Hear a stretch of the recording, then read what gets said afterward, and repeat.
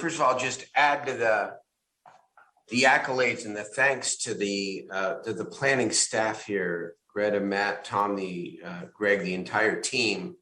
This is a visionary and ambitious document. And what you've really laid out here are the variety of tools that are going to be available to us as policymakers to be able to achieve these numbers. So kudos to you. And no but to anything that you have done. But I just want to say I have been a longtime critic of the housing element process because it doesn't go far enough. There's no actual production requirement. As Tom Pace said a moment ago, it is a planning document. Cities, any city, including ours, so long as we plan for sufficient housing to get to the 45,000 plus number, then we have met the law. And not only is that not strong enough, but there is a practical political problem with the way we go about doing this. And it's this: even if the vast majority of residents in our city support more housing and more affordable housing, which I believe they do, it's easier for that same resident, any resident, to oppose any particular policy because there is no correlation between any of the particular strategies in this plan, controversial as they may be, and how that gets us actually closer to the 45,000 number or the 6,306 number for low income or 10,463 for extremely low and very low income. And so what I want to suggest here is that we view this housing element as just the beginning of our analytic, strategic, and political work together to try to meet the housing goals. We started this last week, by the way, whether we see it this way or not, by passing this comprehensive siting plan around homelessness and then matching the presumed available dollars and committing ourselves to taking the next step to match the dollars with the sites and to then seek to meet the numbers. I hope that we could do the same thing with the overall housing element here. That I want to know, for example, with the controversial R1 zoning proposal, which I support, what difference that would actually meet in terms of production numbers. I understand that inclusionary is controversial. We heard passion on both sides here tonight.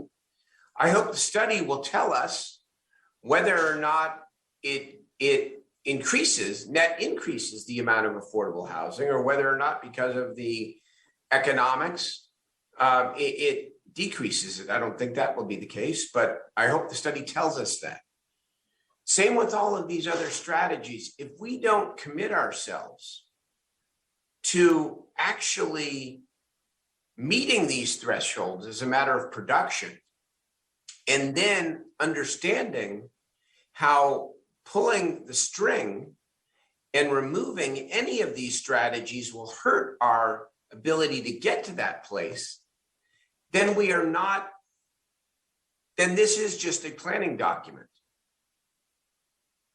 I mean, truth be told, I think people are, not my colleagues here on the council, but I think society in general is of mixed minds when it comes to this housing issue.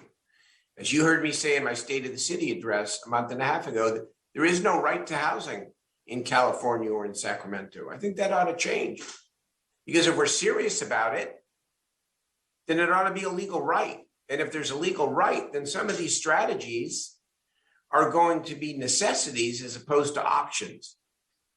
But so long as everything is an option and we're not required to meet any kind of a production standard, well, then we can wax and wane on just how important building more housing and affordable housing really is.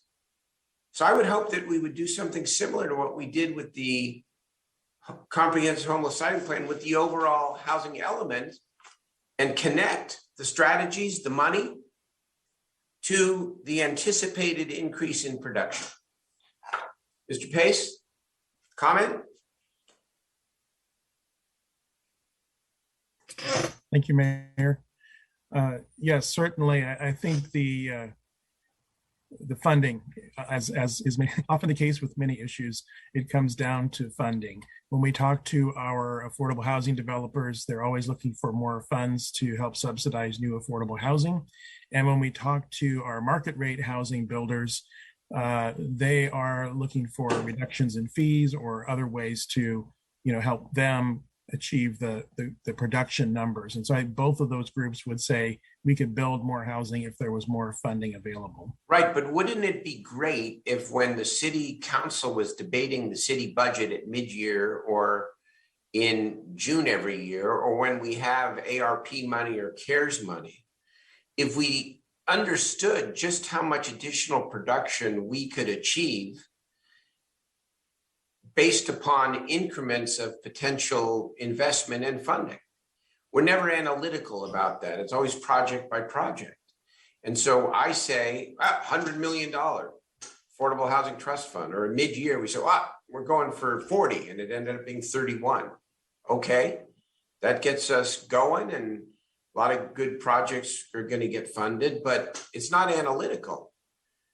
What you presented here is the beginning of something really analytical. I mean, and that's what the law requires, but it doesn't go that next step that actually tells us how to get to these numbers with these various strategies. And that's sort of what I long for. And I know it's a flaw in the state law, because I think the state law ought to be that cities are required to meet production standards, not just planning goals.